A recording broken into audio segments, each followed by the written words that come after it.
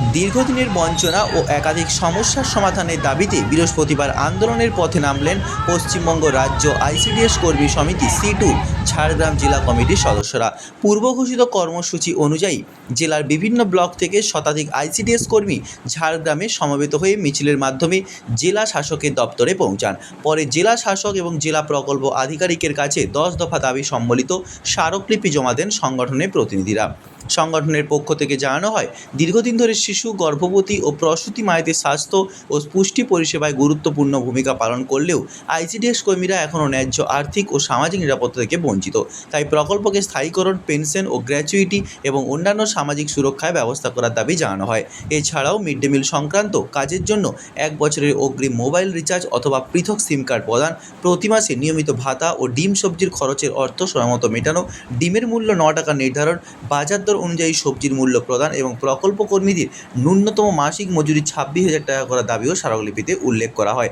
একই সঙ্গে শ্রম আইন প্রত্যাহারের দাবিও তোলা হয়। ডেপুটেশন শেষে সংগঠনের নেতৃবৃন্দ জানান, বহুবার দাবি জানানো হলেও সমস্যার স্থায়ী সমাধান হয়নি। তাই প্রশাসনের কাছে দ্রুত ইতিবাচক পদক্ষেপের আবেদন জানানো হয়েছে।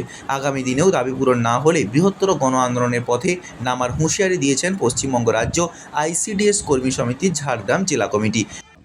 আমাদের দাবি আছে, আমাদের ন্যূনতম মজুরি 26,000 টাকা করতে হবে।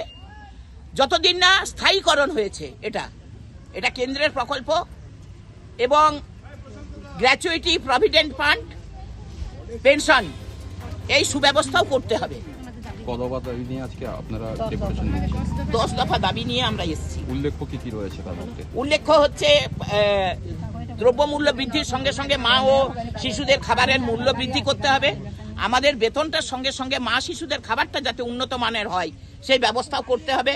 আর সরকার MDM করার জন্য আমাদেরকে খুব চাপ দিচ্ছেন।